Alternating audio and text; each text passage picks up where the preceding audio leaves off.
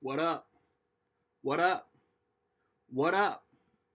Man, this is Rec League Podcast. If you don't know by now, my name is Randy Little, and we back again, man. We back again. If you new to the podcast, man, we do this every other week, unless something comes up, or if maybe news is slow. Um, this week, movie segment, man. I got my guy Alex. I got my guy Sig. I got my guy Nick. And we just talk about recent news. Um, Deadpool 3, Wonder Woman 1984, Predator 5, Scream 5, Fresh Prince reunion, to name a few. Um, Sports is gonna be short, man, because I don't know that much about NBA college players, so there ain't too much about the draft I can talk about. A little bit of free agency, and then bars, of course. You know, it's always bars. And then 2 years in the making, I finally got my sit down with my guy NappyNewt, homeboy I grew up with, making moves in the Indianapolis hip hop scene. I hope it came out good enough.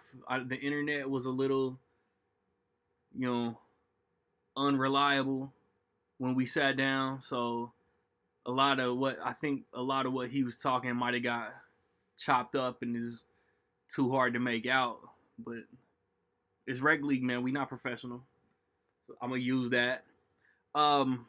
Recently on Blu-ray, The Irishman, the Criterion Collection edition of The Irishman came out on Blu-ray. Better Call Saul season 5 came out on Blu-ray, and the packaging is piss poor. Sony, I just want y'all to know that. No slipcover, no digital copy.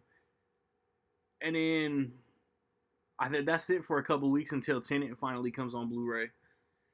In the theater, The Croods, A New Age came out this past Wednesday, the day before Thanksgiving. And again, I think that's the last new theatrical movie to come out until Wonder Woman 85 comes out Christmas Day on HBO Max and in theaters.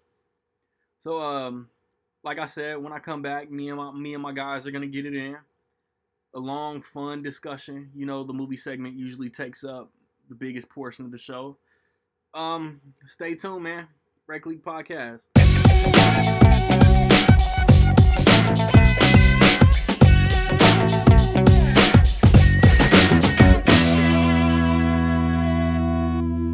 All right, man, we back, and I got my usual guys, man. E-Sig, Nick Goodman, my dude Titan AE. He's back for the first time since, like, I don't know, March.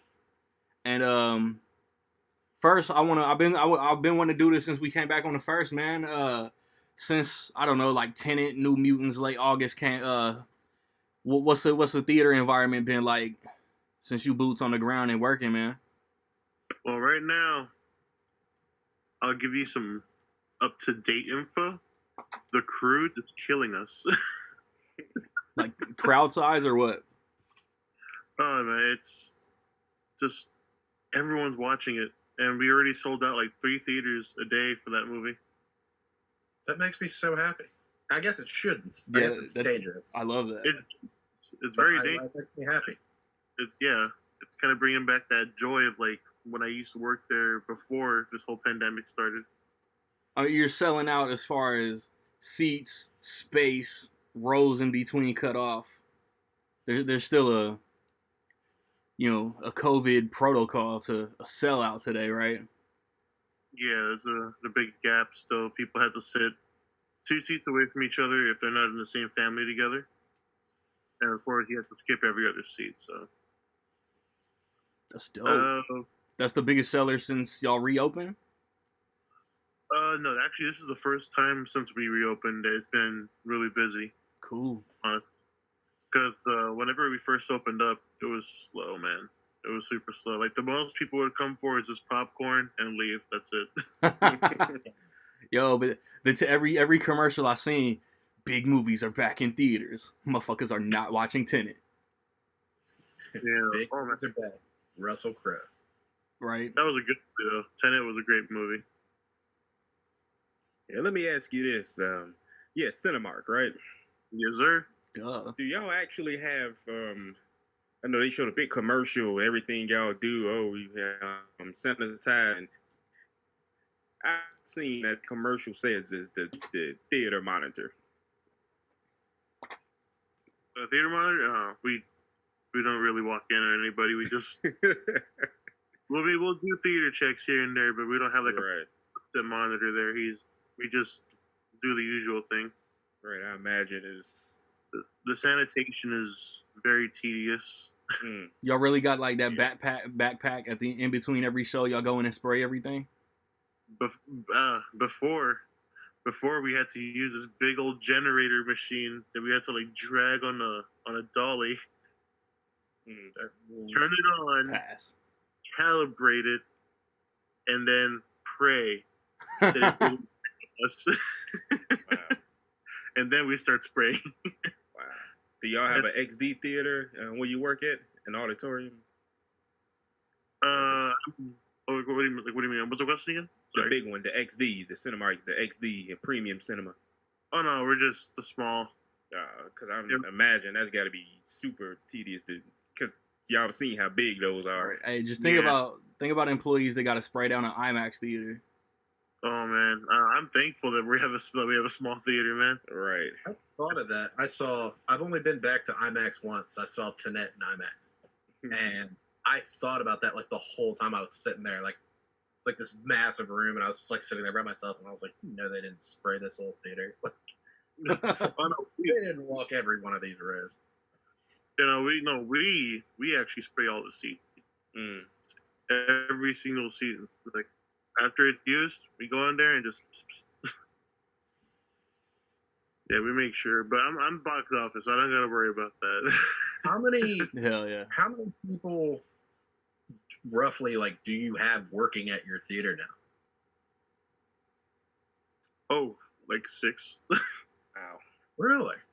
Yeah, I've gone to there's one AMC theater that's like 20 minutes away from me. It's the only theater I can go to, and I've gone maybe 4 or 5 times in the past like couple months, and it's the same like 2 people every time. There's like one manager and like one guy at the counter, like at the snacks, and that's it.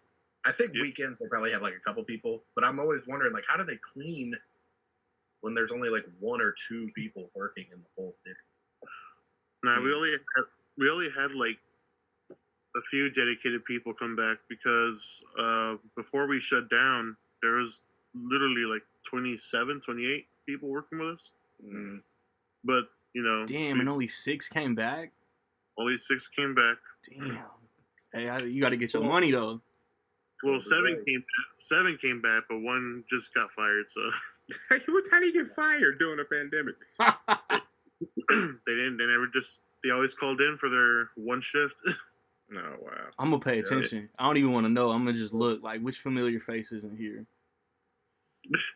That wasn't a familiar face. She was like 16 years old. There's always these kids. Like you hire these kids, and then they call out like their first day. I'm always like, dude, wait, what? Like, what do you have better to do right now? I mean, right? No, she constantly would get wasted. Apparently, I'm like, yo, you're 16. That's awesome. Now you can't get wasted because you don't got a job, stupid. Right? Cool. Right? Yep, that's the logic behind it all. But yo, we gotta do a quick RIP right quick, man. David Prowse passed away yesterday, man. The dude, the big body inside the suit that James Earl Jones voiced. Vroom. And yeah, man, the physical actor that played Darth Vader, he passed away, man. Nick, I know you still crying. Yeah. Big softy. Yeah. I take it like personally whenever there's like a Star Wars loss. But yeah, it sucks. Yeah, he was the man. I mean, you don't have like Darth Vader doesn't work. I think I said it on my Instagram post. Darth Vader doesn't work if he's not, this big, imposing, character. Like that, he doesn't work. If he's short, like if he's even like a little bit like he's shorter than you would think he would. Like, he's like 6'6" or however tall he was, just huge, like this behemoth. Like, you never once doubt, at least in the original trilogy, but like never, that Darth Vader is like the baddest motherfucker like in the whole galaxy. Like, you never doubt that. As soon as he walks in, it's like, oh shit. Do you imagine that guy. Do you imagine like you don't have that? Yeah. Like, you don't have that without David Prowse. No. That's, you don't have that without that physicality working for that character. Yeah. Voice didn't match, but that's fine because he used his voice in a lot of other things. But yeah, it sucks. Anytime they do Darth Vader now, it's like Chewbacca. They use this new guy for Chewbacca, and like you can tell it's not the same dude. Like Chewbacca. Like if you watch Star Wars as much as I do, Solo. So anytime they do Darth Vader now, it's always going to be a thing, and that's very sad to me. He's the dude that was on screen that never got the credit. Mm-hmm. Yeah, kind of. But yeah, Darth Vader is not what he is without David Prowse. So Eric, I'm gonna just be rude and move on. Nah, go ahead. No, it's one thing I wanted to ask y'all about and that I want to see. And the truth of the matter is, Hollywood is greedy. But there was a documentary in 2015 called "I Am Your Father." Mm-hmm. So 2 things about David Prowse. He thought it was going to be his voice for Darth Vader. And then, of course, James Earl Jones. And another thing in Return of the Jedi, he thought he was going to be the actor when Luke takes off the mask, and he wasn't. But anyway, the makers of that documentary, "I Am Your Father," actually filmed a scene of him doing the Darth Vader death scene. And I'm curious if the makers of that movie or even Lucasfilm has gotten wind of that, they would capitalize. Like I said, agreed, capitalize off of his death and buy the rights to it and show it. Because obviously the documentary couldn't show it to us because of the rights issues. Yeah. They could special edition it into the movie. Yeah, so I'm curious how well they filmed it and how it even looks. I've never seen that. I've seen footage of him like doing the lines, like they're filming, and he was like, "You're part of the Rebel Alliance and a traitor," and like it doesn't sound right at all. Of course, it's like raw footage. Oh, you're part of it. Yeah, like I've seen a lot of that footage. Yo, Nick did an accent. Yeah, like it doesn't. Yeah, he had this like thick accent. Like it didn't work, which is fair, but like still. I'm glad that they, he still was Darth Vader, because like it's perfect. Like the hands on the hips, like the whole thing, like it always works. It's like, dude, that guy is terrifying. I would never mess with Darth Vader ever. He was scary in Rogue One. Yeah. As I say, like you don't have that unless it's like established that his presence is. They're right. That like Rogue One him was so just dope. standing there holding a lightsaber, like we've seen him do that. That's terrifying. Like that's a terrifying sight. It's like, oh my god. That's why they made that scene like a horror scene, because it's like, we know what that means because he's so big and so bad for 3 movies straight. Let me see. Next, man, the stuff I wrote down, I don't know if I want to just go boom, boom, boom or bounce around like I did last time. Eric, did you see the Fresh Prince reunion? I did not. I'm trying to catch it, so I'm disappointing. Alex, did you see it? So it's only Nick. Yeah, straight up. Only me and Nick caught allergies over the past 2 weeks. Yeah, I saw it. I feel like if I watch it, I'm gonna get very emotional. Oh, that's what they intended. It's very, it's amazing. It's very effective. Yeah. It's fun. Just as many concerns and questions about the Aunt Viv situation as I did before I watched it, though. I will say, like, it was nice to see them resolve that. Yeah. Sort of. I still have so many questions as to like why it took. Like, there's so much we still don't know about why that took. Man, it was fun. It was funny. It was like if you grew up in the 90s watching Fresh Prince, it was like you were hanging out at a family reunion. And yeah, it was emotional as hell. Mm-hmm. Yeah, man, it sounds like season 3 came around, like she was going through like some real tough like personal shit, but she was closed off to everybody like filming those episodes, and Will being Will, like young as hell, but like ego and the star of the whole thing, like made some comments to producers or something, and then she got replaced. And I think that what she said, they offered her a bogus contract and she turned it down. Yeah, like she couldn't do anything. Like she couldn't go get another job. Like she couldn't be in another show or in a movie or something like that. Which is trash, because you think about how many movies Will Smith made while he was doing the Fresh Prince. Yeah, he could have easily had her play like a older like aunt mom character in whatever, Enemy of the State, whatever. Yeah, but that was my only, like, I was hoping to get more like actual insight into that, because I feel like everyone knows the same things about it, and they kind of touch on this and that. Yeah. But it's like I wanted to know, like I wanted to get like the nitty gritty. I was like, he called her a dumb bitch. She slapped him in the face. Like I wanted to hear like something. Like they got in a fist fight on the set. Like I wanted something I didn't know, and I didn't get it. So I was still like, I don't know. I don't think it's as black and white as they like. Again, it's like we did this, and I'm so embarrassed we did this. I got a question for y'all, and because everybody, when they talk about it, like I said, I haven't seen the special. It's always Will Smith and I forget the actress name. First Aunt Viv. See, Janet Hubert Watson. But somebody, I heard a couple of people say this thing, and both people I know real well, and they said they noticed when they watched the special that Alfonso Ribeiro distanced himself from her. He is not. Did he? Spoiler for, I guess, anybody that hadn't seen it. 30-year-old show reunion. Special that she reunites with everyone in the cast. They're all sitting in a living room. I thought she hugged all of them. Yeah, she comes out and says, hey, or whatever. Alfonso Ribeiro is not there when she comes out. Word. He has said on Twitter that he was working or something, or she said on Twitter that he was working or had to leave. Like they had to shoot that in different segments. I don't know if I believe that. Yeah, but that's what I was curious about.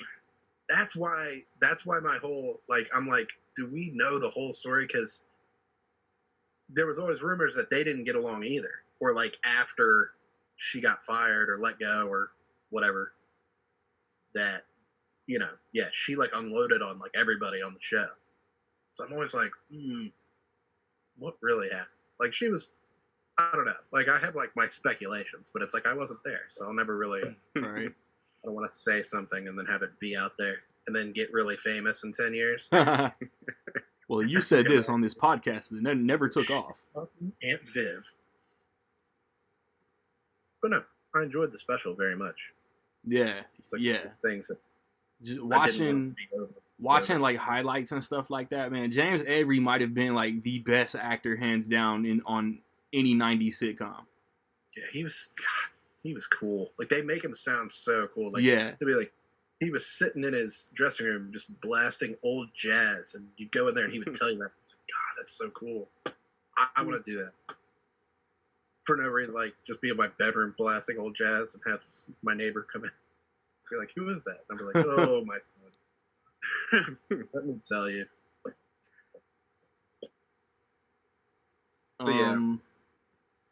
I'm trying to check my fantasy lineup while we doing podcasting and shit. Man, see, this other thing I wrote down about Black Lightning getting canceled after next season.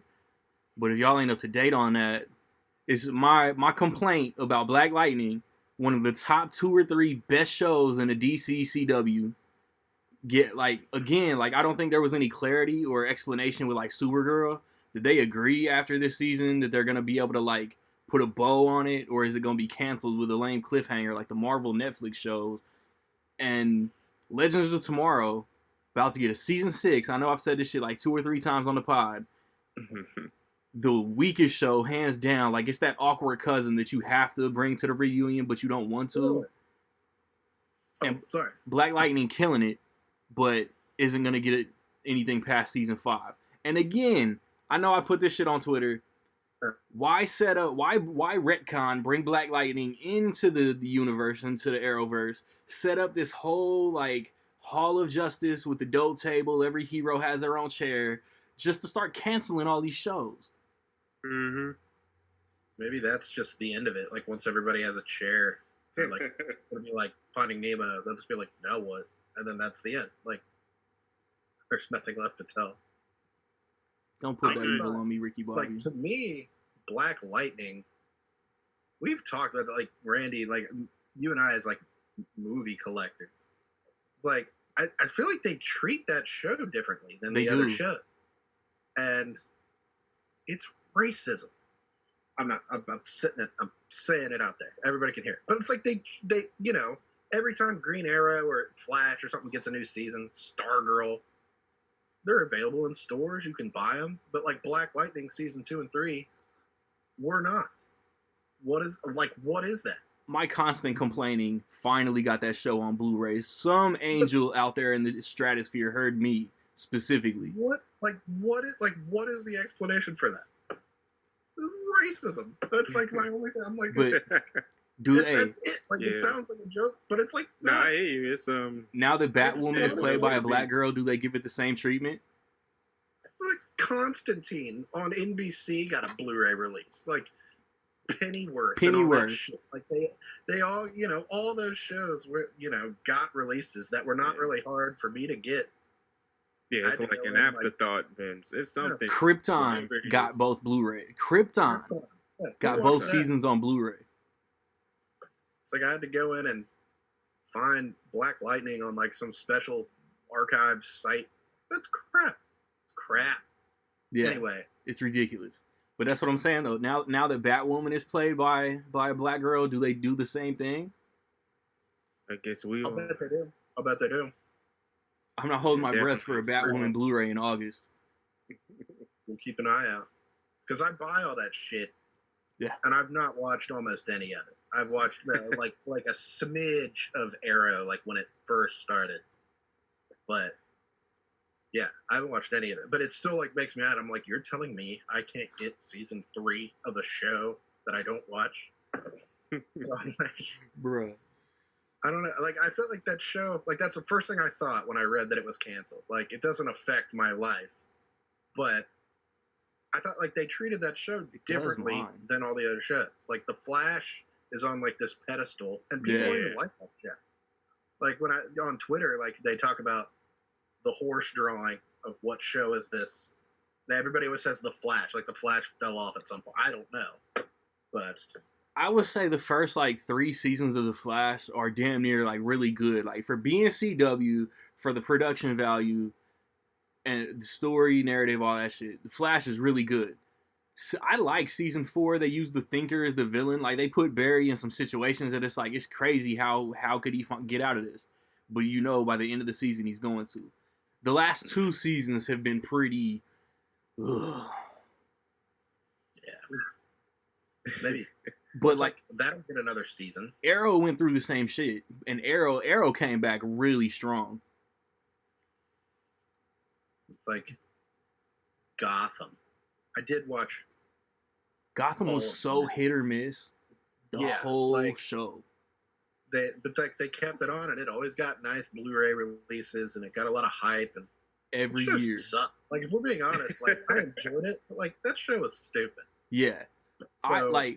Going in 2012, whenever it started, I expected Gotham to be what they're selling this HBO Max, the Batman spinoff to be.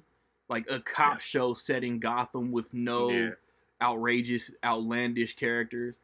And I'm sitting there every season, Riddler, Catwoman, Scarecrow, Mr. Freeze, Poison Ivy. It's like, bro, like Batman is like 13 years old. Ain't even got hair on his balls yet, and you're wasting all those good villains. They put...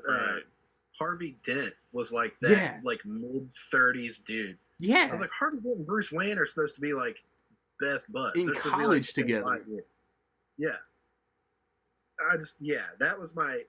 I remember thinking the first season of Gotham was like solid in terms of like entertainment value.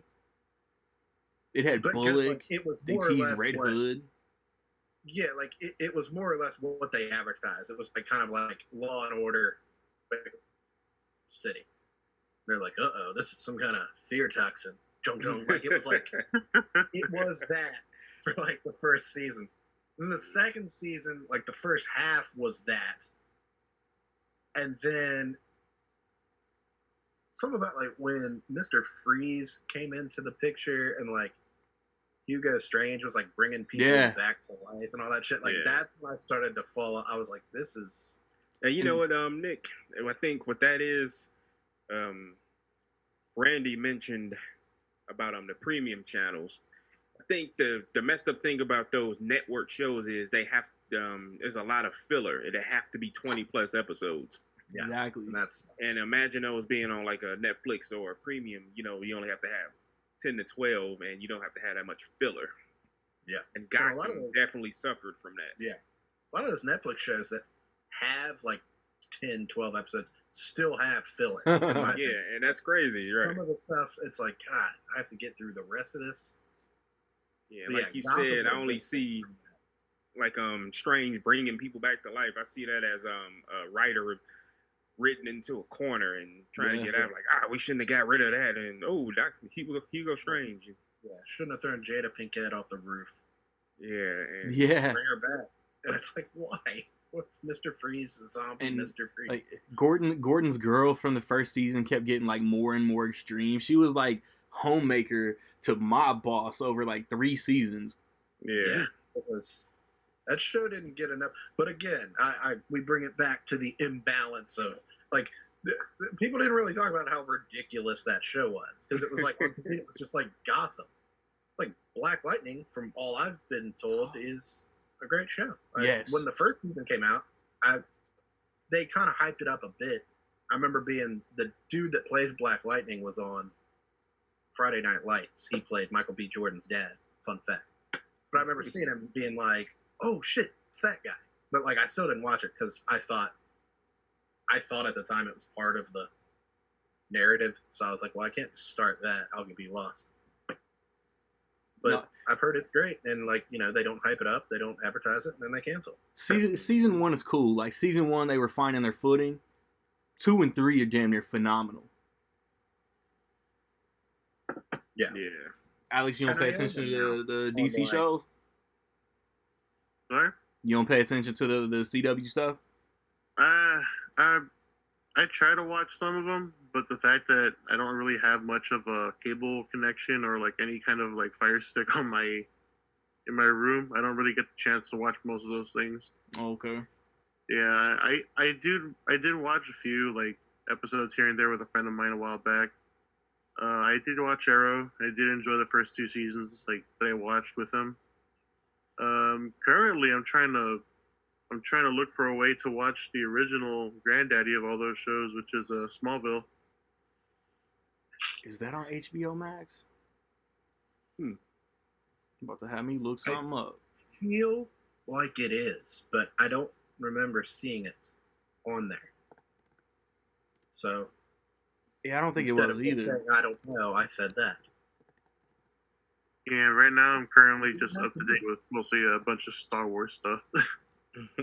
I've been watching Mandalorian, so. I haven't watched the Lego Holiday Special yet. But same. I haven't seen it either. No, it doesn't look like it is. I'm a child. There's a lot of Lego stuff. Did you see that John Boyega was kind of upset about his role in that little Lego skit he did? Nah. I believe they said that like he was upset that they gave him like official lightsaber training in the Lego movie than they did in the actual movies itself. Yeah. Wow. That sounds about right. He was advertised in all the Force Awakens stuff holding the lightsaber. Like, oh shit, this guy. Look at this guy. And like, he should have been the. Yeah. It should have been him. He just barely used it, like, at the end of the movie, and, like, Yeah. kind of got his ass kicked with it. Anyway. Still gotta give a round of applause to that stormtrooper, though. The whatever that thing was that all again. 4 cents. I guess let's stick with DC. Let's talk about Wonder Woman. Sticking with the Christmas Day release date. Also gonna be on HBO Max. And see, what I want to do, I'm gonna stay home Christmas Day. I'm gonna knock out Soul and Wonder Woman that double bill, and then I'm sure the theater will still have it with Martin Luther King weekend. I'll go see it in the theater then. Nick, you gonna make that 20-mile trip, or you gonna stay home? If like, I'm not gonna lie, I'm not gonna watch it Christmas Day. Christmas Day is Christmas Day. The 26th, I'll watch Wonder Woman and Soul probably on the same day.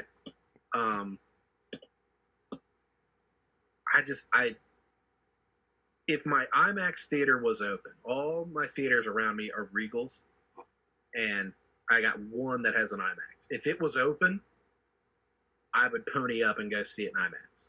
But, like, it's not. And, like, I'm getting HBO Max for free with my HBO subscription. And, like, that's what I'm saying. Like, my whole family is going to want to watch it. Like, that's a rare thing. That's like, dope. both my parents are kind of interested in seeing Wonder Woman. And I'm like, I can't justify going and spending all that money on on the regular screen. If it was IMAX, I'd be like, you know what, this is the whole experience. Yeah. Let's do it.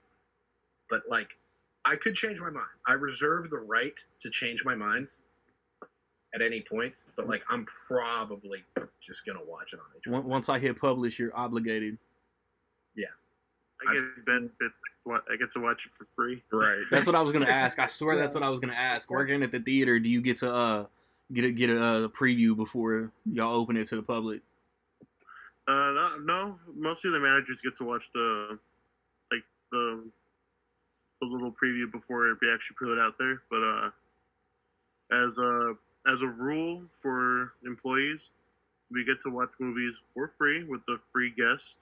So it's 2 free tickets right there.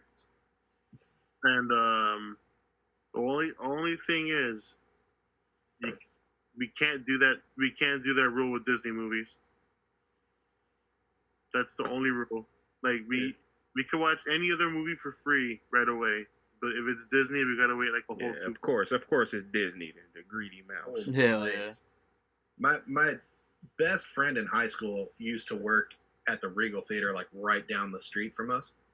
And when we were in high school, the rule there was, it was like you'd have to wait a week or so, and then you could go see the movie for free with a friend.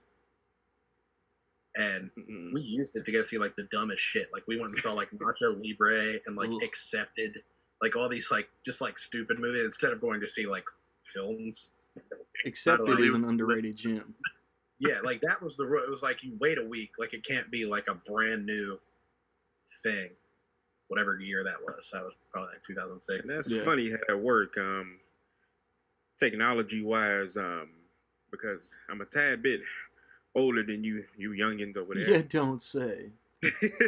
No, I used to work at a movie theater, and before everything was digital, you know, they used to have actual film reels, and the managers would just let the employees watch it because you have to test the prints to see if everything works. And now, like you saying, the manager would rather watch it than let y'all do it. That's crazy. Yeah, the managers get to watch it at home before they even release it. Wow. Wait, what? Yeah, what? I didn't know Del Rio had it like that. That's a flex.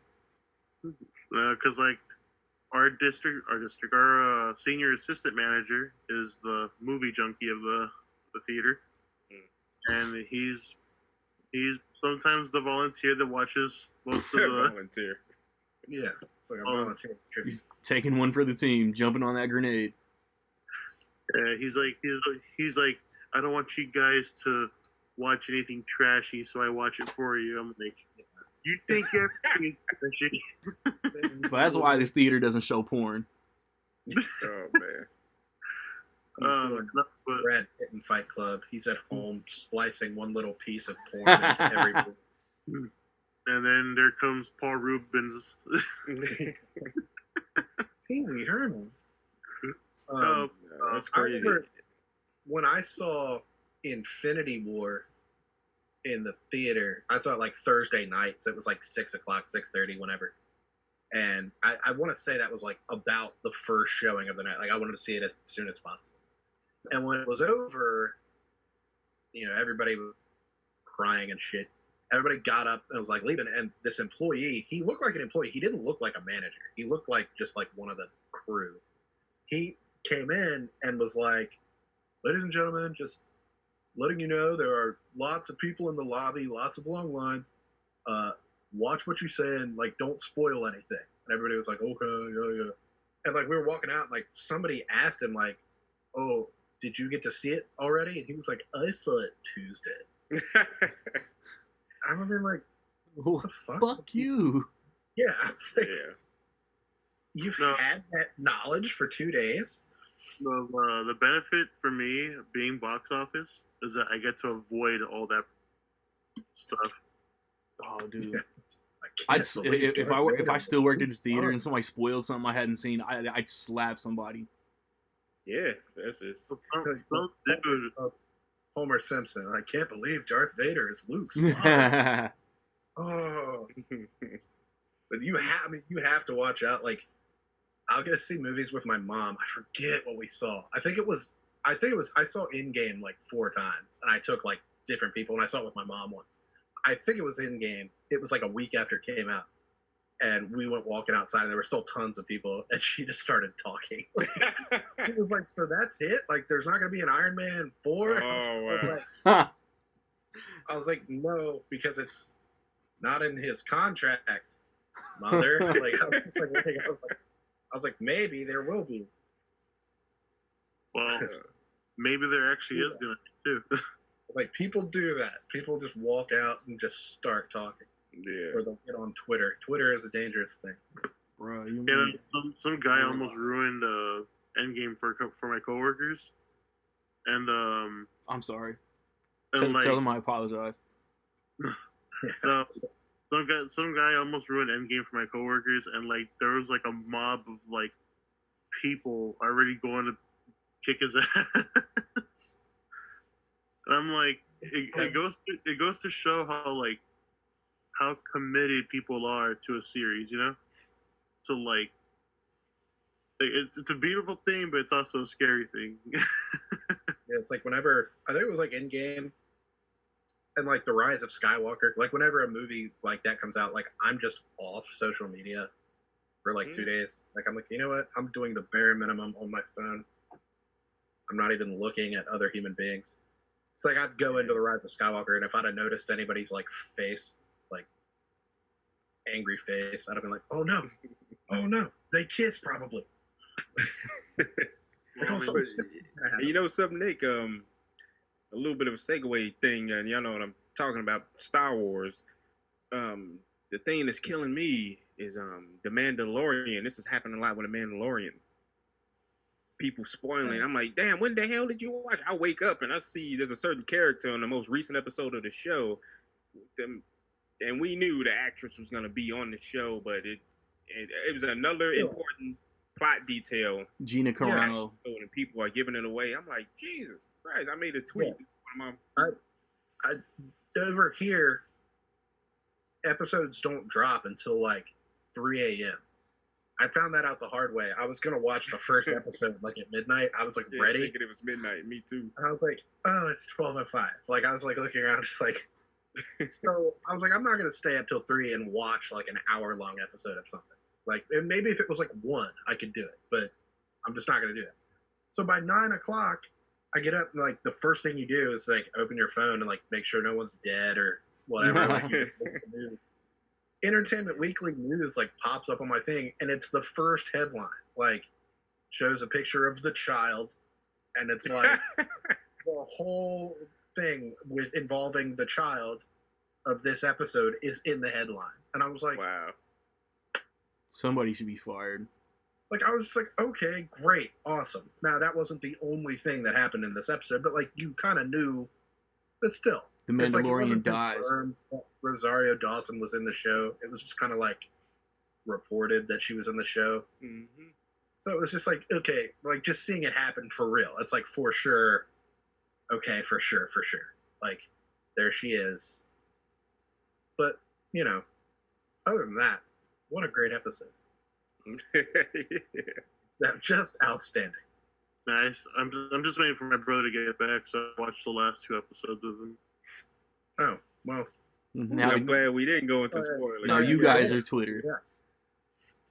Eric, man, I before we move on, what's up, Alex? I already know what happens just because, the internet. Yeah, the internet. Stupid internet. Story-wise, I just know who comes out, but I'm like, I have to avoid people for a bit. Yeah. But anyway, Wonder Woman. I feel like we veered off. Yeah. Yeah, before we move on, I want to Go get to see. I want to get Eric's Wonder Woman plans. Man, first of all, the Wonder Woman is horrible.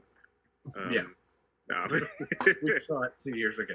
no, I plan on going to see it in theaters. There's a few, I'm not bragging. There's a few IMAX theaters around me. Oh, Yeah, good for Nick. you. Yeah. But no, I plan on. Yeah, you definitely got it. There's even a commercial. It's a Cinemark commercial. About watching it on the screen. Yeah, by watching it on your little phone and on a big screen and XD or whatever. Why the hell would you see this any other way? Basically, that's what they're saying. But you can still see it on HBO Max too. Yeah, I'm watching it on my phone. But yeah, I'm definitely going to see it in theaters. I think some movies you just gotta. And Yeah, this is an event. Totally. But it's like Mulan. It's like the same thing. Like, if they'd have released it in theaters, if it had been in IMAX, like, I would have gone. Like, I would have paid more than $30. I just would have. Like, it wasn't there. And I was like, I got to pay for it anyway. At least here I can pause it to go pee. Yeah. So that's like that's my own thing. And I might change my mind. I might go see it a second time, like by myself or something, and just go to the theater. But I don't know. That's gonna be hard for me. Like, it's gonna be right there. Yeah. Like, I can get it for free. It's not even like I'm paying for HBO Max. Like, it's just there. Like, here you go. Merry Christmas. It's like same with Soul. That's not gonna cost money, to my knowledge. Nah, if they weren't dropping that shit Christmas Day, it would. It'd be another 30. Right. But they think dropping it on Christmas Day and not charging is like some kind of. It's going to be easy. Make your money back on that. Like, I don't understand how it works. I guess if people get Disney Plus specifically to watch it, but it'll probably work for HBO Max with Wonder Woman. Yeah. There'll probably be a lot of people get HBO Max. Right. It's so new and Highly anticipated sequel that you can watch at home. I'm excited for both movies. I think I should just. Yeah, for sure. They were both on my 10 most anticipated of the year. I'm so excited for both. So I'm just glad I get to watch them. My most anticipated movie is not even getting a trailer yet. What's that? It's what? Godzilla versus King Kong. Oh, I was trying to think. I was like, Which also might hit streaming. dude, there's no way. They shouldn't. Yeah, I think it'd be stupid. I say there's no way, as if like Wonder Woman isn't the same scale. It Right. is. But like, come on, like Godzilla versus Kong, like That's What a studio is that? Is that Sony? I think it's Warner. Legendary. it's gonna be Warner Brothers, I guess. Warner. Yeah. Yeah, I think like Legendary. I don't know if Legendary owns the rights or like I heard that like King Kong was on loan from Universal, but Kong, Skull Island, and both Godzilla movies were Warner Brothers. Yeah, I guess they're. Oh shit! 'Cause I was thinking like Tenet just did not pay off for them in the theater. I feel like that's a bad like example though. Like I don't like if they'd have put Wonder Woman or something in the theater first and it had flopped, it would have been like, okay, so it's not really the issue is not the movie. It's no. Yeah, Tenet, like I feel like there were people that didn't care about that movie. Like there were people like casual You're right. people that didn't know what it was about. Like they didn't understand the name. I saw the movie twice. I still can't I can't tell you what it was in about. one sentence. Nope, not really. Yeah, but no, like you said, Nick, it's Wonder Woman is something established. It's a franchise, famous name. Tenet, what's Tenet about? Not a clue. Denzel's son is in it. Yeah. What does Tenet mean? It's about Nope. I don't. still Nolan he's getting up there, but he's name recognition wise, he's not Spielberg.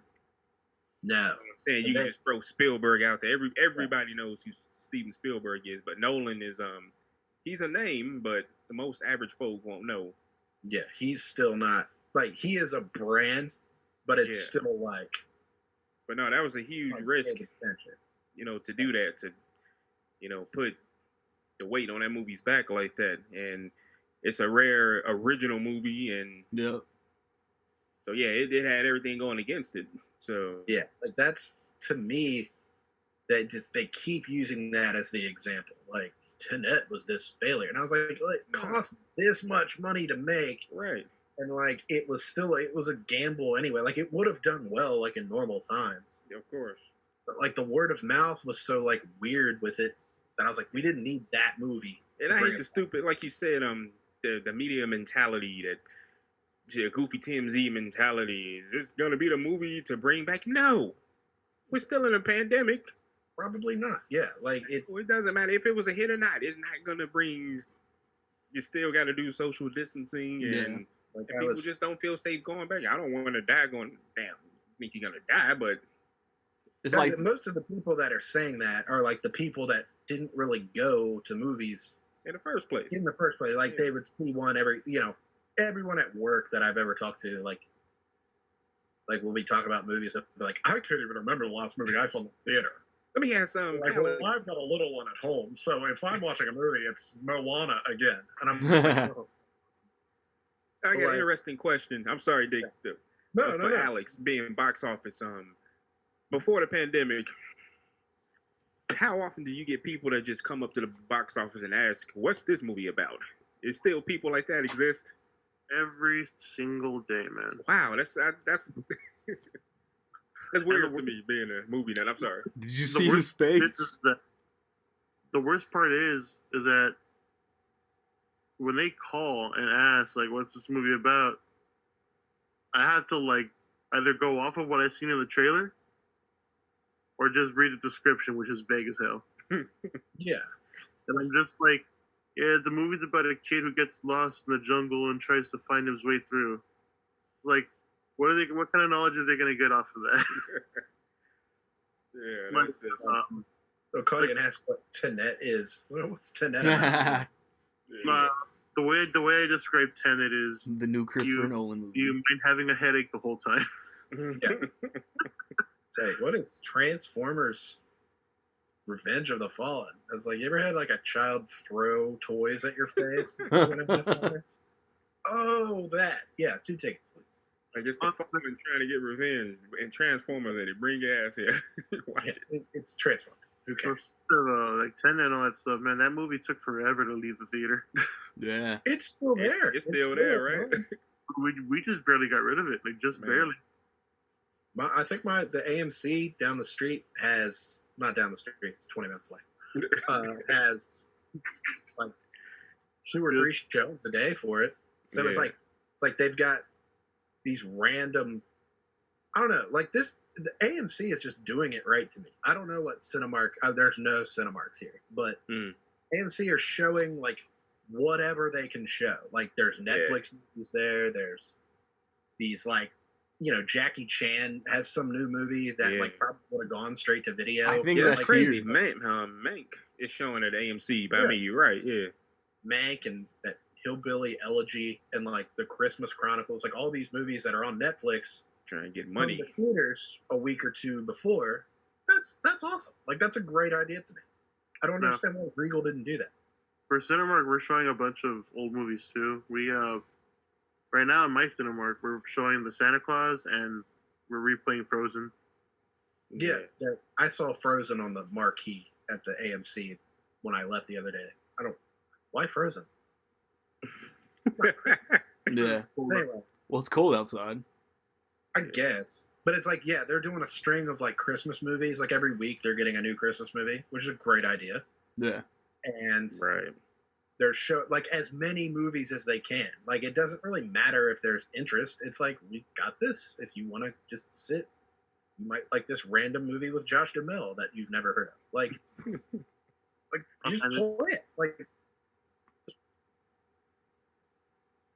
people are gonna go see that, then are gonna like go out in the pandemic and pay to go see Bridesmaids. Like in a theater. Like that makes no sense. Like that's what Regal was doing. Yeah. They were like, here's The Secret Life of Pets 2. It was just out last year. Year-old movie that we all saw last year. Like, why would I Right. take my child to go see that? Alex, Yeah. let me ask you, how is we talk about theaters, how's the private theater rentals going? Oh man, they're going good. Really? That's We have a bunch of people constantly asking how they work and everything. I'm like, it's simple. $95 for an old movie, 100 and something, 105, 106, no, 150 for a new one. Hey man, did y'all And- show Ninja Turtles or Batman Returns and it was only on private? I think so. mm. Yeah. Oh, that's Oh, I'm fighting somebody. Oh, that's fucked up. I'd have paid $100 to sit and watch a movie I've seen a million times in the theater by my damn self. Oh, that's fucked up. Oh, okay, so I didn't even know about this because this is back when we first reopened up, and I was working like just 2 days out of the week still. It was just a normal day, and I had barely walked in, and I didn't know what we were showing in the private watch party, and I went to go check on that theater, and when I just saw the original. For the first time ever in my life, I got to see the T-Rex show its face for the first time in Jurassic Park. I was like, yo. Finally. Like, you're just looking up. Yes. Yeah, like, all my life I wanted to see that scene on the big screen, and I actually got to see it. I was like, yo, that's freaking cool. Yeah, the private theater thing, that's a good idea. Because, like, you could do that. Like, you could have a party. It's like your birthday or whatever the fuck. And it's like, what are you doing? It's like, we're going to go watch Jurassic Park. That sounds awesome. That's a great idea. Regal didn't do that. Regal did not have any shtick like that. Like when they reopened, they were just like, "Here's a 5-year-old movie. Here's like not even like it was like The Force Awakens, and like it was like Sonic the Hedgehog, which had already come out this year. I was like, everybody that saw Sonic, like everybody that wanted to see Sonic, went and saw it this year. Like it did very well. So it's like, why'd you put it back out? It's crazy. It seems like it was longer ago, but it was definitely 2020. That's crazy. Yeah. No shit. And like, I just feel like there were more. Like there were more just like Trainwreck. There were just these random movies. I was like, there were these, like that Antebellum, like went straight to video on demand. I would have paid to see that in a theater. Yeah, I was curious about that one. Yeah, like 5 minutes away. The quality of film is neither here nor there. But there were all these movies that were like available to stream, available to rent, or only at AMC's that like Regal just didn't get. They were just like, hope you like New Mutants and Tenet, because that's all we had. What was that one movie that came out recently with Dev Patel? The David Copperfield movie? Yeah. That movie, They might have gotten it. Yeah. That movie didn't last a week. No. But they might have gotten that. There was that one and the one with Jim Caviezel that looked really like racist. When New Mutants came out, like I was starting to like check Cinemark apps for like showtimes and shit again. Yeah, there was a David Copperfield and there was like graffiti on the bathroom walls. I was like, man, who's watching these? But it's something. But like it should have been all that, and instead it was like a handful of new stuff that didn't change for weeks, and then it would just be a bunch of old random shit and maybe like one Halloween movie. He'd be like, and Beetlejuice. I'd be like, oh, that's kind of cool. October was a good month for cinema. Yeah. I It saw was a good Beetlejuice, I month saw for- Nightmare on Elm Street, and I saw Scream. Scream, yeah. And I saw The Exorcist there, man. That was cool. I would have done Scream for like one of those like private theaters. If I could have gotten like a party of people. Speaking of Scream, Scream.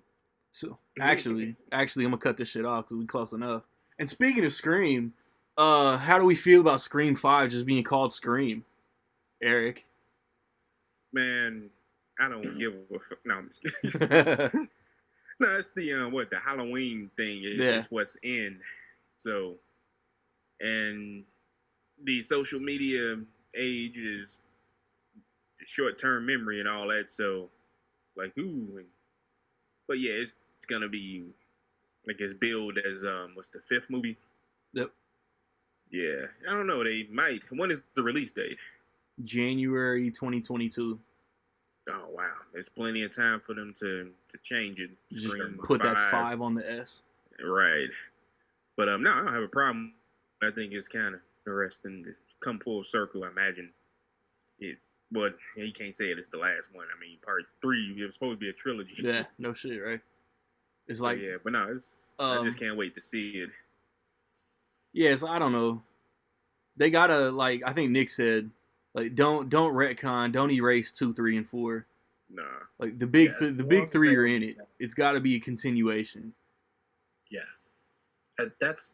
I've made peace. At first, I didn't really like it. But then I was like, there's probably some like bullshit study out there, like where they're like movies with 2s and 3s or whatever in the title do worse than movies that are just called the same thing. Like there's probably one of those studies out there. Like if Halloween had been Halloween 10 or Returns. whatever, like it wouldn't have done as well. So Yeah. I don't really care. But as long as they don't like retcon anything that happened, even like Scream 3, which we roll our eyes at, like don't like she had a brother, that's that.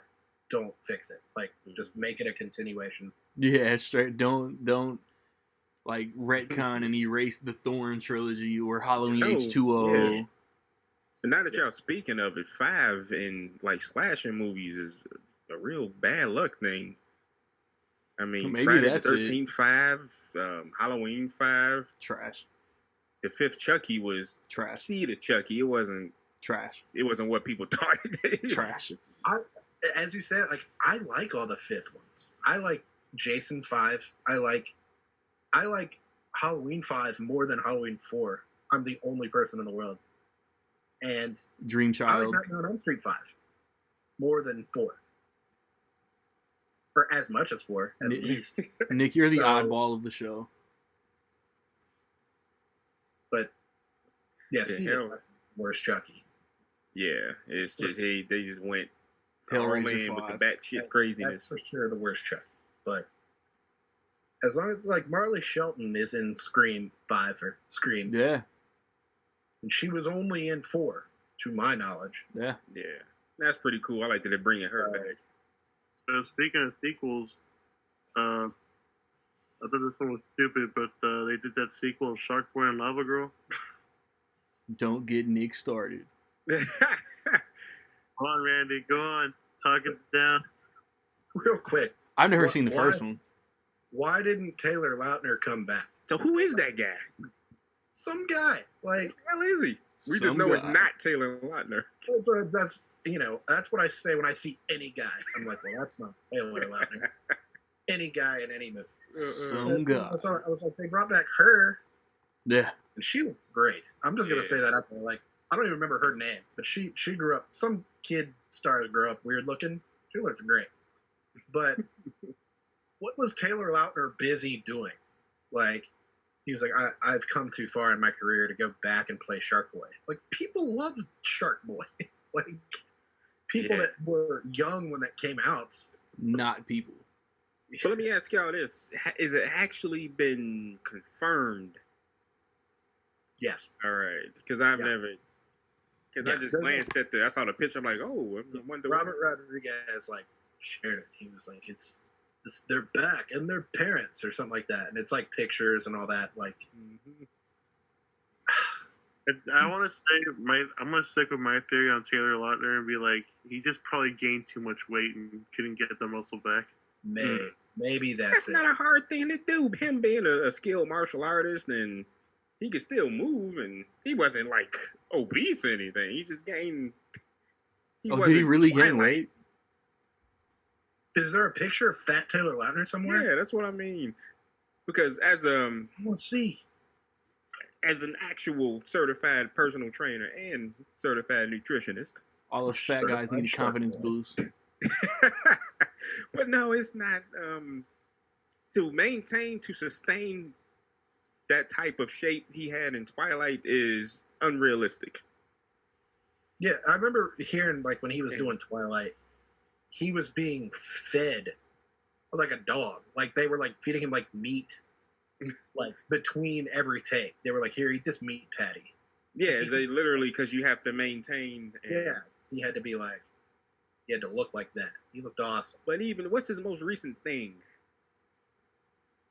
The Adam Sandler movie? Yeah, I'm thinking like The Ridiculous Six is like the last thing. That was like almost. That was 5 years ago. Yeah. 5 horrible years ago. Yeah, and people after that. He hasn't been in a Netflix Adam Sandler movie since then? No, he was in that and Grown Ups too. Yeah. He was kind of funny in Grown Ups too. I'm gonna be honest. He was like one of the funnier parts of that movie. Right. Like, Grown Ups 2 came before The Ridiculous Six. Right? That was 2013. Yeah. I don't think he did any other Adam Sandler movies to mine. Really? I haven't rewatched any of the Netflix Adam Sandler movies since I watched them the first time. It's been I don't know. He's gotta watch Uncut Gems. Is he active on social media? Taylor Lautner. I don't follow him though. Like he's not even playing Shark Boy. Like I have no reason to follow him now. Oh man. But let's bring it back. Yeah. No. Shark Boy. Alex. Scream 5 being called Scream. You care either way? I give everything a chance.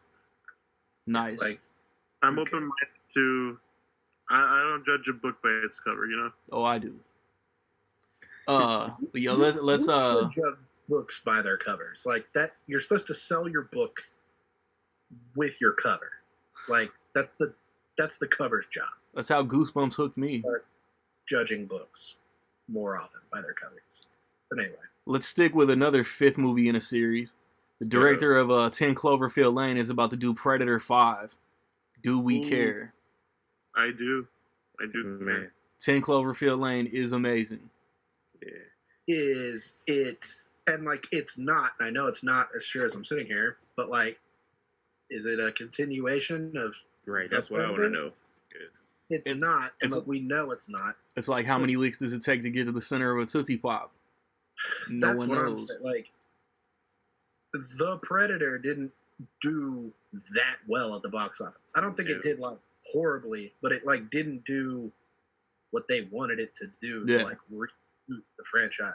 And that's funny because Predators, the one produced by Rodriguez, I actually was curious to see that continue. Yeah, it was that's probably the second best Predator movie. Yeah, easy. And they just. This sounds like such a weird choice for Disney to like let Fox sign off on. I don't like. It's a franchise though. Like, will I see it? For sure. It's like we're sitting here like, I'll rewatch all of them again, and I'll go see this one. But it's like, what? I thought The Predator was like pretty good. I didn't love it, but I definitely didn't dislike it. Like, didn't they set it up to like expand in like so many various ways? I remember thinking the ending was like awkward. Like it was like it was. You could tell that was a reshot ending. Yeah, like they were like was having trouble with that, and that's my suit, Bubba. Shut the fuck. Yeah, it was like, oh, great, can't wait for part 2. But it's like they're not going to continue that. Exactly. Like, and a spoiler that happens in that movie with like most of the cast, like they aren't going to continue that. So it's like what's gonna work? You know what? has to take a seat back. Now, like, look at this, Shane Black. I jumped out of my damn seat when I found out he was going to direct that last movie, and then the final movie came out. You could tell, Post-it note executives had their hands all over that movie because Shane Black is, obviously we saw like pictures of remember this one picture of the behind the scenes when they showed the Predator on top of the tank with the soldiers? Yeah, and it was nothing like that in the movie. Yeah, and then it and look at the filmmaker that's doing the fifth one. Like, man, what could go wrong? The executives. The narrator. We like the Predator to be friends with a child or some dumb shit, passing the notes down. Let the filmmakers make films. Yeah, like jeez. So after Kiss Kiss Bang Bang, even Iron Man 3 and The Nice Guys, how do you crib note Shane Black like that? Yes, that's what. It's something I noticed about. I feel like other people noticed. Like, I'm not unique with this, but like, don't all of Shane Black's movies take place at Christmas? Christmas, yeah, most of it. Yeah, Predator took place at Halloween. That's true. Yeah. I wonder if that was his call. I just picture Fox being like, let's not do Christmas, Shane. If it was Halloween, it's like, no. Turns out it would not be cooler. But my biggest issue with the Predator series, like I rewatched them all 2 years ago before the new one, is like only in Predator and Predators are they like actually predators. Yeah. Like so much like in The Predator. Yeah, it was a cool running joke with. They didn't like if they were there to like do something on Earth. Yeah. Like that had nothing to do with like hunting humans or anything. Like they were there and he just stumbled upon them. Like if he'd have walked away and been like, you know what? Nope. There would have been like no movie. Like there would have been like, you know what? They're not here to hunt you, or they're not predators today. They're just on Earth looking for something. And like Predator 2 was like kind of the same way. Like they were just like in the city. Like they weren't like in the jungle like being hunted. Like that's what makes the first one so great. Like it's cheesy, but it's like also a horror movie. So maybe if they can get it back to that, I'll be more excited. Yeah, like I feel like Dan Trachtenberg coming in like promises like some kind of like great tension. Maybe. Yeah, because 10 Cloverfield Lane's a great movie. Yeah. I'm curious what his original reveal was going to be, because he tweeted about that. He said he's been working on something for years and they weren't able to do it as far as the reveal. Who's this? Because of the pandemic. Dan Trachtenberg. Oh, okay. I'll send you that tweet. He said something, but he said, now that you know about it, I'm just glad we're doing it. He was planning on like announcing it, and they were just like, oh, here. Yeah. By the way, we're doing this. But I don't know, it's weird with that. It seems like such an easy, I don't know, property to not F up. Yeah. Like it's a simple formula. And that's what rewatching it, I was like, they just didn't adhere to that formula for like half of them. Alien versus Predator. They're not being predators. They're just like living there. Like they're just there, and it's like, oh, well, now we gotta fight these aliens. Oh, now we gotta fight these aliens again. Like it's just like, why are they there? Like they should be there, like hunting people and like predator. But I guess that goes back to the original title of the original movie and the joke in The Predator is that like technically it's a hunter. Yeah. Like no, but we think predator sound cooler. That's one of the. Don't do that either. Like until like maybe the last 20 minutes of The Predator when they're all out there like trying to get them. It's kind of like cat and mouse. And I tell you what, the damn. No, I'm sorry, Dick. The Predator. What's her name? Olivia Munn. Yeah. The doctor. Okay, her playing the doctor. Okay. Yeah, okay. But her stride for stride chasing the Predator, trying to trank him with the trank gun, no. They wasted no time making her get naked. You wouldn't know it. I have not rewatched that movie since the theater, and me either. But it's like I remember that scene vividly because I was like, she like pod or whatever, and like just starts taking off her clothes. Yeah. And I was like, no one else, if you look around the room, no one else did that. Like, no one else got naked to hide from the predator. I was like, you know what? Good for you guys. I mean, she had she had some controversy on that set though. Yeah, Right. that's what. Yeah, I remember that. But that's one thing I'll fault Shane. Yeah. Your buddy or not, you know what's what. And, Yeah, dude was doing dirt. He shouldn't have been involved in the movie. yeah. And so it's like, she wouldn't come back for a sequel. Yeah, we're gonna have like the 5th straight movie with like all new characters. Yeah, and that's what I'm saying. Like, what Yeah. are we doing this time that it's gonna work? Like that it didn't work the last time. Like, by all accounts, the last one should have at least done well at the box office. Yeah. Stacked cast. Like, that cast was so good. Yeah, I thought Boyd It was Holbrook funny. killed that shit. Yeah. My dad loved it. Like, I remember my dad thought The Predator was the best movie. He thought it was so funny. But, yeah, I don't know. But I'll go see it. So it's like I'm just breathing hot air at this point. I'm just like, I'm going to go see it. So I hope they keep making Aliens. Yeah, I wouldn't doubt if there was within the next like couple months, Disney pushes to let Ridley do his 3rd Prometheus or just try to why reboot the not? shit Why the hell altogether. not? Yeah. Yeah, don't reboot it. Just keep doing this weird shit that you're doing. It's fun. So weird. I got 2 things left to talk about. I guess we could hit Coming to America, even though Amazon picked it up. It's got pushed back to March. I'm a little bummed about it. Yeah. Well, I guess it's expected because technically, Nah. this. Nah. Once Amazon Technically, picked it up, it's his first release date for Amazon. once Amazon picked it up, I was like, okay, we're good for December. Cannot wait. Coming to America.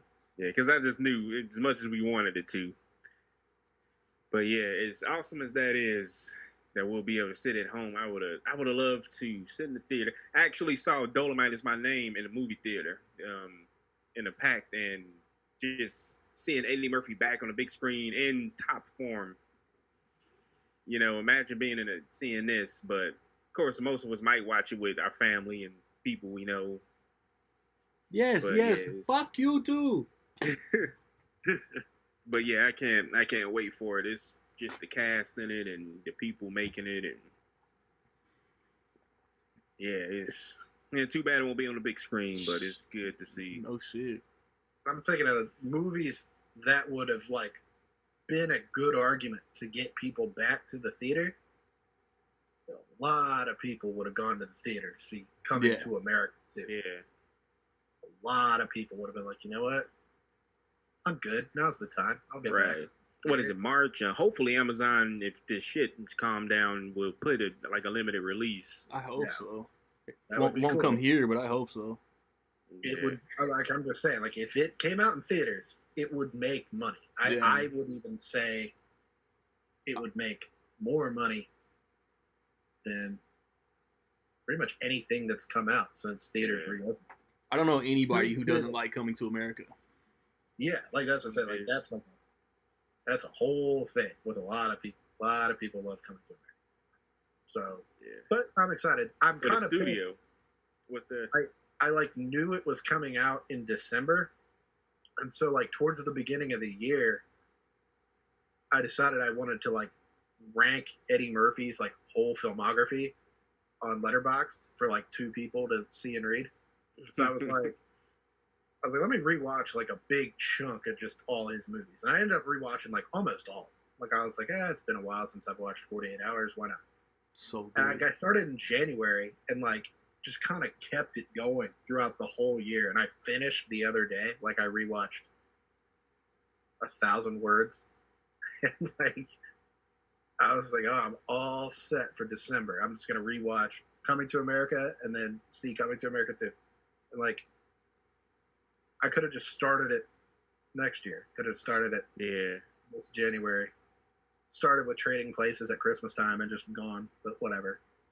My life is the hardest life, is what I'm trying to say. Alex, man, how you feel? I'm doing good. I mean about Coming to America.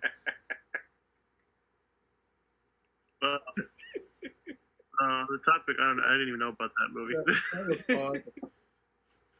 I'm doing good too, buddy. I'm gonna start doing it every time. It's like, Nick, how do you feel? I'm gonna be like, I'm okay.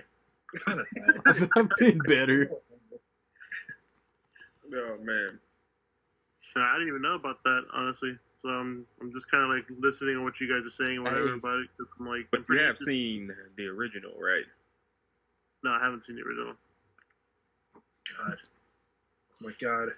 Some movie called Taxi Hey. Driver. Yeah, it's some movie called Coming to America. No, you haven't seen Coming to America, Alex? No, I haven't. If I was My like dad- 3 years older, it'd be my all-time favorite Eddie Murphy movie, but it's second. Ooh, that should be real interesting for you Yeah. to watch those. Oh, Yeah, man. because when I was growing up, my dad never really let me watch movies all that often. Mm-hmm. So like, I didn't really start watching movies until like 9 years ago, I guess I could say. Got a lot of catching And up to do, you buddy. watched Coming to America. I was watching Coming to America like as a child, like, Right. like realizing like I used to watch Trading Places, Beverly Hills Cop, 48 Hours, Coming to America, all the time when I was like Yeah. little. Like I was a child. I thought Coming to America was the funniest shit in the world. Trading Places to me was like my favorite movie. Those movies are really R-rated films. Like that's Yeah. very like not appropriate. And like I just don't like I don't know. I had horrible parents, I guess. But No, I'm so glad. Like hey, me and my cousin saw RoboCop and in theaters. Mhm. At And 7 you're and just 8 like- years old. Exactly. they always had the conversation about movies being inappropriate for children. I'm like, kids love inappropriate movies. Like I just remember watching Terminator 2 being like, I don't know, 4, 3, and just being like, Yeah, that could be a whole I don't other know episode, about man. And this. if your parents are halfway doing their job right, it shouldn't be a problem. I mean, Yeah. oh, You know right video from wrong. games are causing. No, they're not. You know, like, because like Movies are not. the only time I ever got in trouble in school for saying a bad word, I used to watch Back to the Future all the time. That movie's rated PG. It's a I got family it. film. And I used to watch it all the time. And I remember I went to like my daycare center or whatever, and I yelled, "No, you bastards!" or something like at another kid. And they were like, "Nicholas, where did you hear that?" And I was just like, Marty a movie said that it. I watch every day. Like, Man, so it's like it doesn't matter. Like, there's always gonna be something. I used to watch Big all the time and Beetlejuice, and like they say fucking. oh, Beetlejuice got me in trouble. And Yeah, so it's like honk honk, I did that in school. it's so inappropriate. But like, I don't know. My parents used to turn on Coming to America anytime it was on. Like I would just sit and I knew the whole thing, and I was like 8, singing Soul Glow and all that shit. Like to me that was like the funniest shit in the world. So Alex like, Soul Glow, what the hell Yeah, are I'm you just talking like- about? I think the first R-rated movie I saw in theaters was Lethal Weapon 3. I'm like, Jesus, Lethal Weapon 3. I didn't see it. I want to say I didn't see an 92? R-rated movie Yeah. in the theater until I was like 13 or 14. I'm almost like embarrassed. But it was like every movie I would see with my parents. So it was always like some kind of, simple movie. I'm like embarrassed. I want to say the first R-rated movie I saw in the theater was like Collateral. I would have been 14 Yeah. when that came out. I don't. You're a Like, young that's lad. like- 2000, but 4. That was 2004. I want to say that's the first one I remember seeing where I was like, this is rated R. And here I am. I don't know if that's right though, but I was like 13 or 14 when that came out. Like, that sounds so dorky. Like it should have been something cool. Let's My first segue. R-rated film was Oh, hold on, let's say Alex. I'm with it. Yeah. my first R-rated film was probably Paranormal Activity 3. Oh damn! So that was like not that long ago. Yeah. Well, first of all, sorry you had to see a Paranormal Activity movie in theaters, but That's like a pin note aside. that's like top 5 movie theater experiences I've ever had, was seeing the first Paranormal Activity in the theater. Before it was like a wide release, it was like, go see it if you can catch it. And like it was packed. People were sitting on the floor and throwing popcorn up and shit, like running. People ran out of the emergency exits, like they were so scared. Damn. That was great. Is that the one part 3 that had like 90% of the trailer was not in the movie? Yeah. Part 3 was really good. Part 3, I want to say, is like the second best one after the first one. Part 3 was when the 2 girls were little kids, and it was all like home video footage. Nick, you seen them all? So good. Do what? You seen them all? I've seen them all. Which one was directed by the dude that did Freaky and Happy Death Day? How was that one? Probably. Oh, he did the. And it's weird because the girl from Freaky is the main character in Paranormal Activity 4, but I don't think he directed that one. I think he did the like spin-off one. It's okay. It's been I think I rewatched them all like 2 years ago at Halloween time. But it feels like longer ago than that. That one's like okay. It's like a spin-off. It's not the best, it's not the worst. It was like 1, 2, 3, and 4, and then there were 2 like that had like titles. Yeah. Yeah, they're like marked ones. That's what Chris Landon did. Since you guys ruined my segue. The marked one. About R-rated movies. Last thing I had to talk about was Deadpool 3 got writers. A couple writers from Bob's Burgers are gonna write Deadpool 3. Rob Liefeld has been just insanely aroused. I actually haven't seen him react to the news. Eric, man, what you expect from Deadpool 3? Well, I don't know if they let him do their thing, and Ryan Reynolds, and when was the last one come out? Was it it seemed like 18 years ago. It was 2018, right? Yeah. Boy, why does it seem so long ago? Pandemic. Yeah, because the third one should have been out this year. I don't know why they... 2020 has been 5 years in itself. No, but I think the bigger gap is actually be an advantage to it. They have time to reassess and see what didn't work, what worked with both of the movies. And the new writers, I like that choice. That's a real left field choice, but inspired one. Yeah, I don't watch Bob Burgers, so I don't know if it's funny or not. It's funny. I think for those of us who have watched it, I think it's rather underrated. The way I see it is that if you like King of the Hill, you'll like Bob's Burgers. Yeah, it's similar to King of the Hill. Haven't really watched King of the Hill like that. I will say that assuredly. Yeah, it is. We always get off because I think with those shows, what's American Dad? I think is better than Family Guy, but that's just me. Yeah, I agree with that. But no, I like their writing choice. I can't wait. I hope they get into production and Hollywood crap is coming back. Well, the productions are coming back because they getting stuck up the nose 88 times. But yeah, but what about so those are the writers. No director has been chosen. Not yet. Because David Leitch, that was a great choice for the movie. Yeah. Style wise, hopefully he'll come back. But yeah, I like. Man, he got so many projects lined up. Yeah, that's the thing. But I'm glad the ball is rolling. So they're pinning it right now. Alex, man, do you think we see Deadpool in a post-credit scene in the MCU, or does he just Deadpool 3? Here you go. That's a good question, man. I'm not even sure. It's either hit or miss because it just depends on what Disney wants, I guess. You know. Yeah. Oh, one more thing. No, I'm sorry. Did y'all know that Shang? What's the movie? The Marvel MCU movie, the Shang-Chi or Shang-Chi?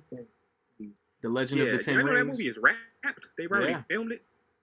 Yeah, they did a lot of it on. They filmed a lot of that one before everything shut down. Yeah, I forgot about that. And they got the internals. But yeah, we brought that up.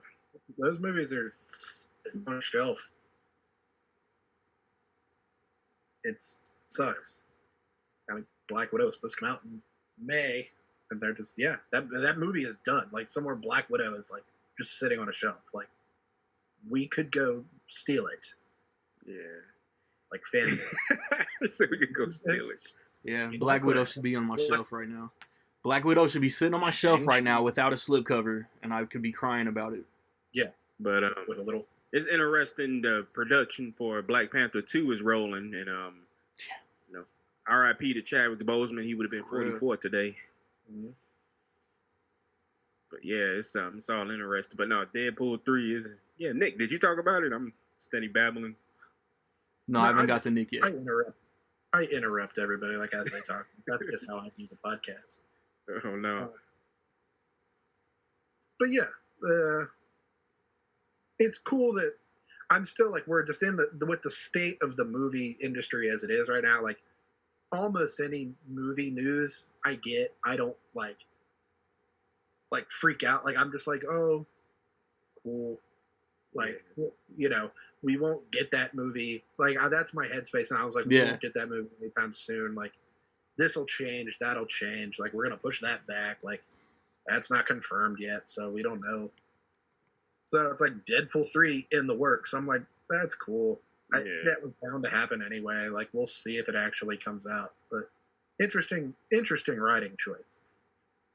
I don't know. I mean, I haven't looked into. Have they written movies? Or 4 movies. There's a Bob's Burgers movie coming.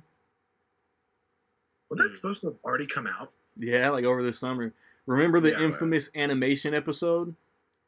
Yeah. I brought up Bob's Burgers. Did we bring up The Croods at that point? Did we even know that was coming? I think so. I want to say that I had like sold it for like a Christmas release or maybe even September. But yeah, like I think it was announced for the year. We weren't excited for any of them. Oh no, like I don't know why Hollywood just can't make original content. But it's, Deadpool 3. I'm still banking on all of this coming from like this multiverse theory. Yeah. From Doctor Strange or wherever they're gonna put it. Like, I'm still banking on all of that. Like, they might even use Deadpool to sell that. Like, look how ridiculous this is. I've stuck to my guns like the whole time. Like I think somewhere at the very least the post-credit scene for Multiverse of Madness introduces mutants. Deadpool at the very least, maybe other mutants, but got to. I'm gonna love it. There's just no other. I mean, I guess there is other explanations. Like they could always be like, whatever. Here you go. Yeah, they could spin it back and say like Mysterio saying that there was a tear in the multiverse was a real thing and not just a part of his scheme. Yeah, like, there's just, talking about the multiverse, all these, like, casting rumors and all this stuff, like, starting Deadpool 3, starting Black Panther 2, like, they might even use that to, like, do Black Panther in some kind of way, like, that's just what it's gotta be. Like, there's not really any other explanation. I'm more interested, I'm like, oh, that's cool. But like Eric said, Black Panther 2 started filming. I'm more, like, scratching my head over like, does that mean there's a script for Black Panther 2? Like, if they were, or at least like an outline, like they know that implies they know where they're going with that. So that's interesting to me. Like Deadpool 3 can be about anything, and like literally. But yeah, Black Panther 2. I would love a 2-hour movie of Ryan Reynolds just making fun of comparing his Fox movies to this new world that he's in. Yeah, like it's gonna have to have like a prologue of him explaining like Disney owns Fox. Yeah. So I could say this, but I can't say this. And speaking of which, it's because one was awesome about Deadpool 2 was the marketing. Now imagine how much resources they have now. With Disney, they could put him all over Disney World if they don't handcuff them. If they don't. Yeah. If they let him run wild, because Ryan Reynolds is really involved in the marketing. But we'll see. If they want to make money, they'll just let him. And they have to keep it R-rated. Yeah, that's I don't want to say that was the key, but that was a big part of why Deadpool was so successful. They're gonna let you know. Once Upon a Deadpool was okay, but the first thing that What do you Ryan guys Reynolds think is gonna about say is that? gonna be "fuck." yeah. His first line in a Disney movie playing Deadpool is gonna be "fuck." This is a Disney movie now. Somebody start off by saying "fuck." Yeah. What you guys think about the whole news of Andrew Garfield and Tobey Maguire? Yeah, what's the status on that? Yeah, I haven't seen anything official. Like you see rumors about all these past Spider-Man villains, Willem Dafoe, Alfred Molina, Kirsten Dunst coming back. Until I see official confirmation, like I'm just not believing it. Yeah, maybe they're just trying to entice them with all these. Yeah, it's got to be what the strategy is. From what I've been hearing, they're trying. From what I'm hearing, Andrew Garfield for sure is declining. Yeah, he bad blood. Yeah, I ain't mad at him. That's what I think we talked about. Like it was an episode or two ago, like when that news first came out. I was like, didn't he lose that role on like bad terms with Sony? Yeah, he got fired. Like, shit. yeah, he got like fired. Why would he? That reminds me of like when Isaiah Washington came back to Grey's Anatomy. Not that I watch Grey's Anatomy, but it was like You outed yourself. You know, he had all of that. It was all that controversy, and then he got like fired from the show, and then came back for like a cameo or something. Yeah. I was like, whether he was in the wrong or not, like whatever side you're on or whatever. But I'm like, if I got fired from any job, I'm not going back to that job to like, you know, if I work at a retail store and they fire me, I'm not going back in there to shop. So I'm like, didn't Andrew Garfield like not want to do it? And be like, well, you replaced me and made billions of dollars, so fuck you guys. Yeah, that sucks. I got an Oscar nomination since, like, I'm doing fine. Right. Can't blame him if he doesn't come back. Great if he does. I'm even surprised Jared Leto's coming back for the Joker. Oh, yeah. Oh. I think Jared Leto is the only person in the world that didn't watch Suicide Squad. So he thinks he's like, oh, yeah, they want me back as the Joker. So he's, like, ready to go. Poor Jared Leto. I hope they Jared Leto's Joker. They do. What's that? I say I hope they fix him. I really hope they do. You can't fix him. You can't fix the damaged Joker. Damaged. He's stupid. You can't fix damaged Joker. Yeah, man. I tweet the designer like regrets that tattoo choice. We all do. We regret seeing it. Don't get started. We can't get started on Suicide Squad. Yeah, I'm trying to wrap this shit up. Right, just wrap up that's a whole nother episode. Yeah. The Air cut, the Snyder cut, like that's a whole other pod. Yeah, we do that once every episode. I swear. Yeah, I think out of every episode, man, 47 episodes deep, DC and their missteps has to be like the most talked about thing. We'll just randomly be like, you know what sucks about Batman versus Superman? And it's like, wait, we were talking about something else. Yeah, in the middle of talking about David Fincher. But what really sucked about Suicide Squad was the makeup. Like, Nick, we were talking about The Walking Dead. We were talking about TV shows. The makeup that won an Oscar, that's still unbelievable. Yo, Eric, you was about to say something? Final remarks before I close it out? No, I'll say it next time because it's absolutely not. Yeah, it'll take us on a whole nother.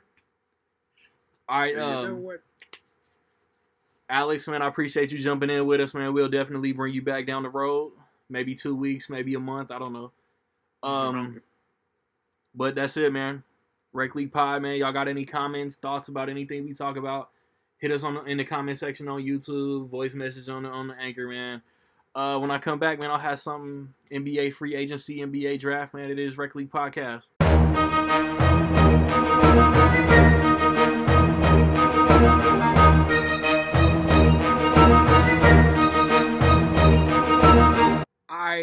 I hope y'all dug that movie segment, man. For sports, I just really want to talk about some movement in the NBA. I mean, I be trying to keep it like lighthearted and more or less positive on the podcast. I mean, the only NFL news is really like how the Baltimore Ravens just turned into COVID Central.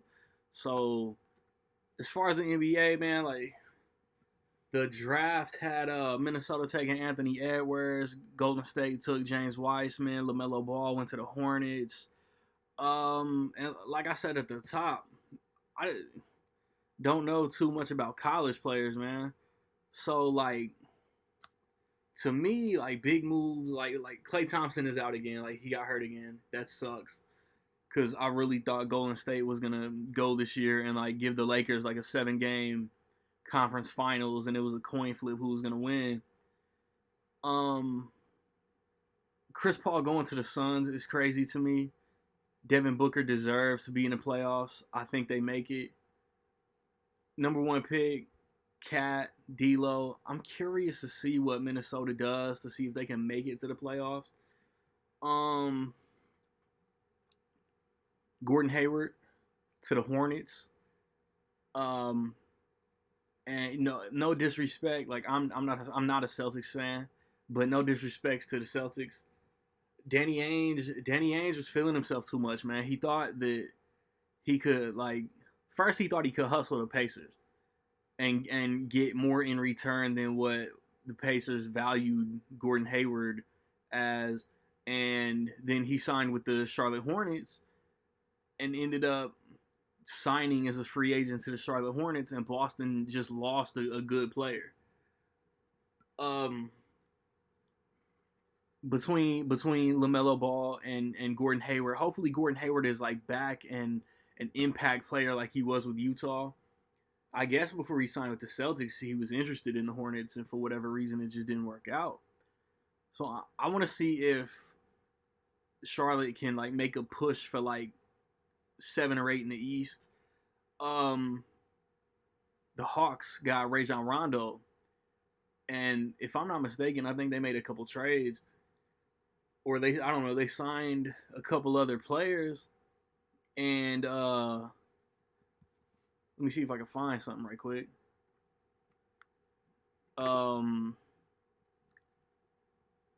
They might be able to make some moves too, man. Yeah. They signed Bogdan Bogdanovic from the Sacramento Kings. They already had Clint Capella.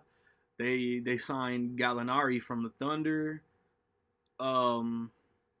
Obviously they already had Trey, Cam Reddish. But yeah, like that veteran presence of Rajon Rondo makes the Hawks another team that I think can push for like a lower playoff seed. And then the Lakers. Like the Lakers signed crazy amount of players. Let me try to pull up their roster for a split second. Defending champs, man. And they just came out in free agency and was just like, well, we about to defend a title and sign everybody. They re-signed KCP. They picked up Marc Gasol. They picked up Montrezl Harrell. That's going to be like the sneaky biggest acquisition in free agency because Trez is a monster. They got a dude named LeBron James. I don't know if y'all familiar. They signed Wesley Matthews. They re-signed Markieff Morris. And they picked up Dennis Schroeder from the Thunder. But the Thunder is blowing it up. Like the Thunder is like ready to get a high draft pick. It's not an acquisition, but the Nets are gonna have Kevin Durant back. They're gonna have Kyrie Irving back. Neither one of them dudes was in the bubble. But yeah, like James Harden is still out there. Like supposedly Houston doesn't want to trade Westbrook or Harden. So I wonder how that's gonna go because Harden supposedly wants Brooklyn. I assume I assume Houston is gonna refuse to do any business with Philly to help them get better. So yeah, like I have the Eastern Conference Finals penciled in as Milwaukee Brooklyn, but we'll see. Cause Doc Rivers going to Philly is a sneaky good move too. Hopefully he can get the most out of it. Well, not hopefully, because I don't want to. As a Pacer fan, I don't want teams in the East to succeed. I want the Pacers to succeed, and I sadly think like Oladipo and all his controversy, the rumors about him wanting to get traded, I think that's gonna hurt the Pacers season. We're normally a 4 or 5 seed. I mean, that's what we was with Nate McMillan. Brand new coach. I don't want to butcher dude's name. I don't even know how to pronounce it. we picked up an assistant from Toronto. We basically have the same roster. And then we picked up supposedly a sneaky good player in the second round of the draft. Cassius Stanley, I think his name is. But I think, and I hate to say it because I don't want it to be my team, I think the controversy is going to hurt the Pacers locker room, and I think that we're going to end up being a 6, 7, 8 seed if we can make the playoffs this year. Because who knows if dude's system is even going to click with the guys. I think I covered everything I wanted to.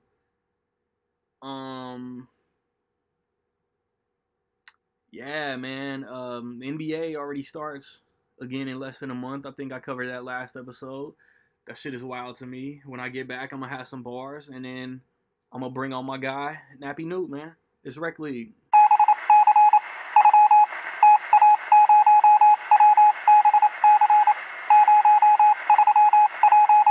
Yo, so much flow, got kids splashing in galoshes. Pumpkin and honey bunny coming for the wallets and the watches. I always bring the hotness with my partners. Stay with an A-team like I am B.A. Baracus.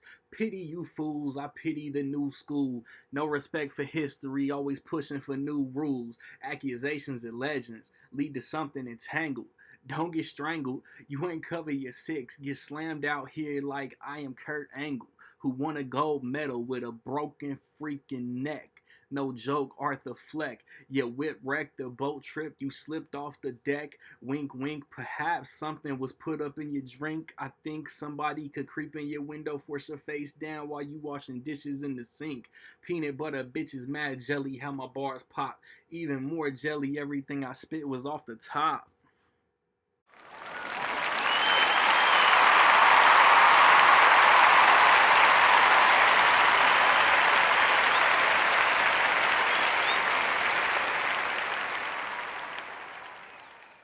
All right, man, we about to close out this episode, Rec League Podcast, man. I've been trying to put this interview together with my dog for a good 2 years. Indianapolis hip-hop scene, my guy, NappyNewt. What's up, man? What's happening? Yo, you always in the studio, dog. You always recording, man. You putting out music videos, man. You doing shows around the city, man. Just talk about what moves you been making lately. Man, I've been working on Straptown Natural for a hot second. You know what I'm saying? And got the drop finally produced by myself. No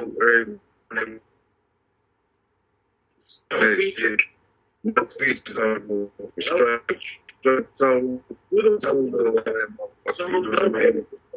very beat, all me, all original.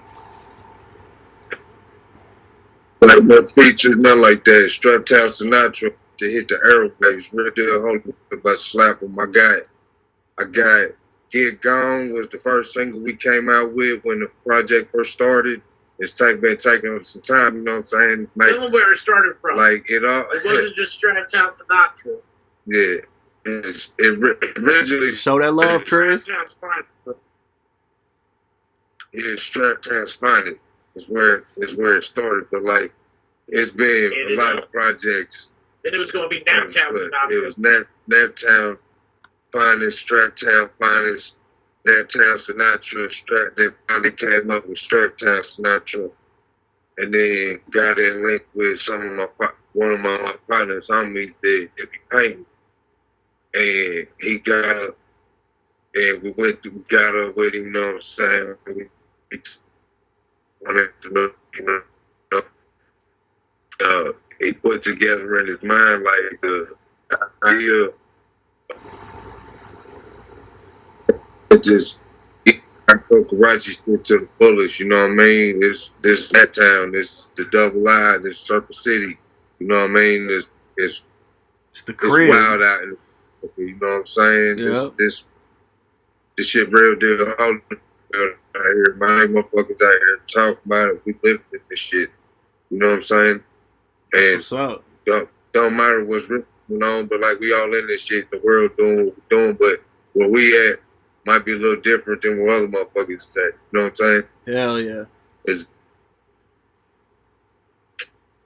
So But man, yeah, that's that, and I got the HOB shit with a couple partners that's coming out. House my homie Gritty, 2 guns I fuck with. You know what I'm saying? We about to drop a project called Afghanistan.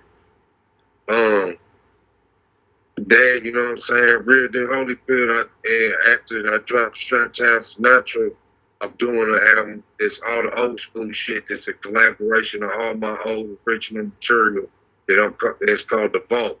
oh, that's cold. And I'm putting The Vault out, which is all the fucking old school original shit, from raw cuts to original freestyles to all kind of crazy wild shit, skits. You know what I'm saying? And from a long period of time that's nobody's ever heard.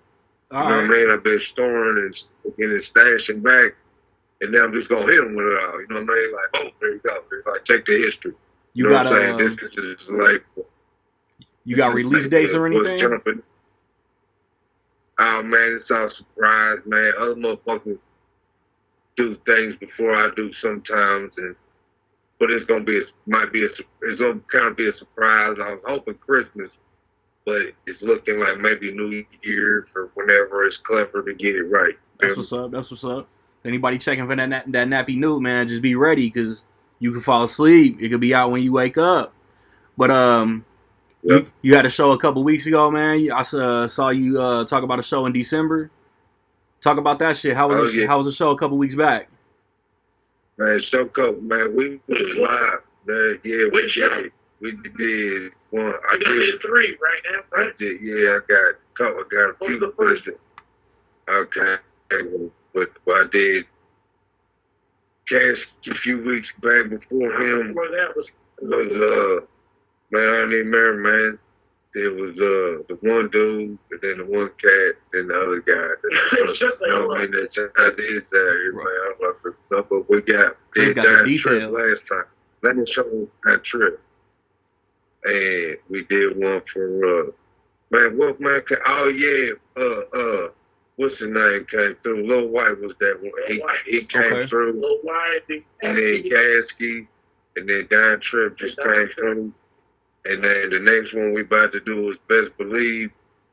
He pulling up out here, and we're gonna open up for him. What date is that? December 12th.